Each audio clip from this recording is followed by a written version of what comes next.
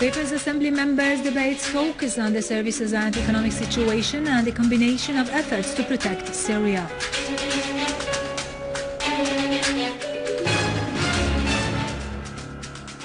Iran reiterates the need of dialogue to solve the crisis in Syria. Hundreds of Palestinian prisoners start a hunger strike in solidarity with their other fellow prisoners in Israeli occupation jails.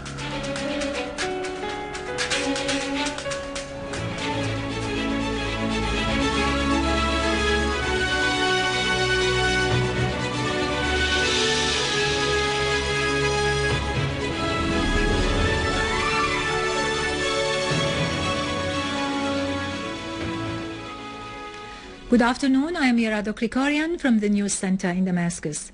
The People's Assembly resumed its sessions today, headed by Assembly Speaker Muhammad Jihad al-Laham in the presence of the members of the government.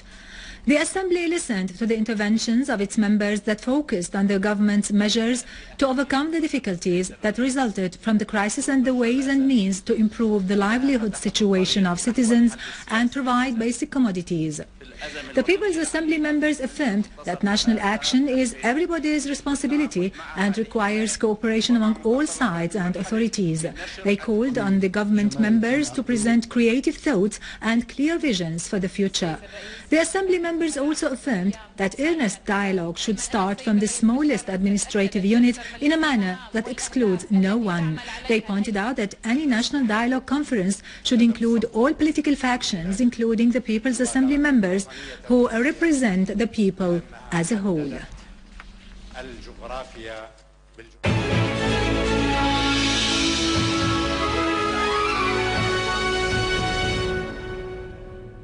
Iranian Vice President Mohammad Rida Rahimi has condemned some countries' continued support of terrorism in Syria, holding them responsible for the Syrian people's bloodshed.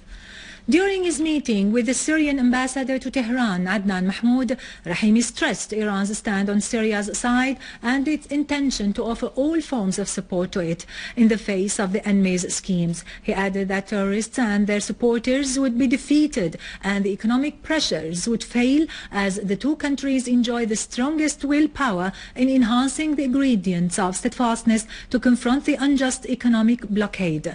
Rahimi reiterated his country's full rejection of any form of foreign intervention in Syria's affairs and of the policy of dictates and pressures practiced by Western powers against Syria and the region. On his part, Ambassador Mahmoud expressed thanks and gratitude for Iran's stand in support of Syria, referring to the need of doubling efforts in order to invest all available potentials in both countries to contain the repercussions of the economic war which threatens citizens' livelihood. Iran has affirmed the need of national dialogue to solve the crisis in Syria, expressing readiness to help bring about such dialogue between the government and the opposition. The Iranian stand has been voiced by Iranian Foreign Ministry spokesman Mehman Parast, who described national dialogue as positive and constructive. He stressed the need for the USA and Western countries to abandon the policy of threats and officially recognize Iran's rights to the peaceful use of nuclear technology. The Iranian spokesman said, "Logic should govern the negotiations between Iran and the 5+1 group." He added that the upcoming meeting of the group presents a good opportunity to discuss differences between the two sides. He pointed out that American interventions in internal affairs and the U.S. constant animosity towards the Iranian people and its selective dealing in the region are proofs of Washington's bad intentions. The Iranian spokesman said Iran is to the forefront of the countries that look forward to comprehensive disarmament of weapons of mass destruction, as it had already proposed this particularly in the Middle East, including the Zionist entity. Russian Ministry of Defense took a decision to keep the warships in the Mediterranean in light of the results of the naval exercises which were conducted last month. A source in the Russian Ministry of Defense said guard ship Smith-Levy, along with a number of supply ships, are already in the Mediterranean, to be followed after a short time by large landing ships such as Kaliningrad and Alexander Shobalin from the Batlik fleet, which have also sailed from Novorossiysk.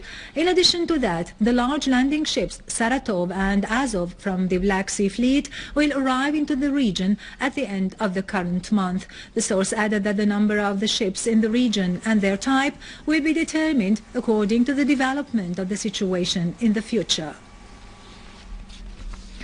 Russian Deputy Foreign Minister Gennady Gatilov said that Russia rejects endeavors to refer the crisis in Syria to the International Criminal Court. Meanwhile, Russian Minister of Emergency said that 2 planes carrying humanitarian aid to Syria arrived at Lattakia airport today. Spokesperson for the Russian Emergency Ministry, Irina Rossios, confirmed that the 2 Russian emergency planes, L-76 and L-62, took off today from Ramenskoye airport in Moscow, heading towards Lattakia airport. The first plane was carrying electric equipment, while more than 11 tons of food items were on board of the second one.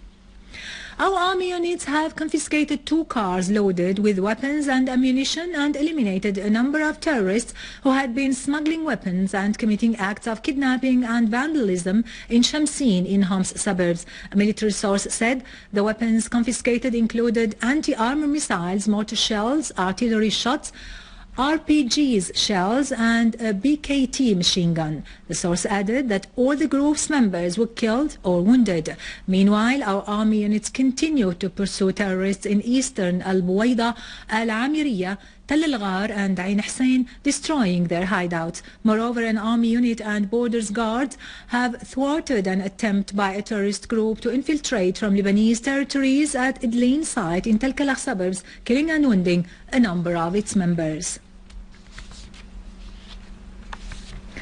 In Idlib suburbs, a number of terrorists were killed and wounded during clashes that erupted last night over differences in sharing materials they had stolen from citizens' properties and services institutions in the village of Kilia in Abu Dhuhur. The fighting continued for more than 2 hours, during which the terrorists used machine guns and bombs. 3 leaders of the terrorist groups were killed. On the other hand, an army unit eliminated terrorist gatherings in Kafarhaya, Al-Shghir, Al-Shnan in Idlib suburbs, destroying 6 vehicles equipped with machine guns. Another army unit also killed several terrorists in Mar'an in Idlib suburbs.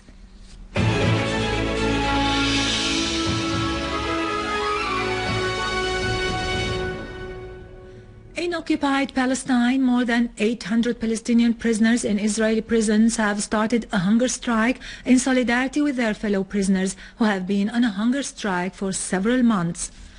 The prisoners' hunger strike came to protest the Israeli policy of health carelessness and the solitary confinement of the Palestinian prisoners. Coincided with the strike, several public activities and protest marches were held in different parts of occupied Palestine to show solidarity with the Palestinian prisoners.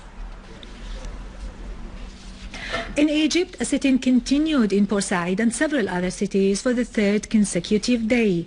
Egyptian security forces stormed at Tahrir Square in an attempt to force the protesters to depart, while the demonstrators started pelting them with stones. Egyptian sources said the security forces were able to remove the barricades which were erected by the protesters at the entrances of Tahrir Square before the police retreated again in case of renewed clashes with the demonstrators.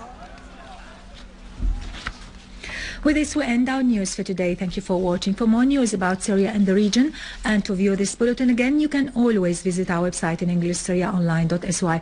Now to latest business and market news with Nariman Qassam after a short break.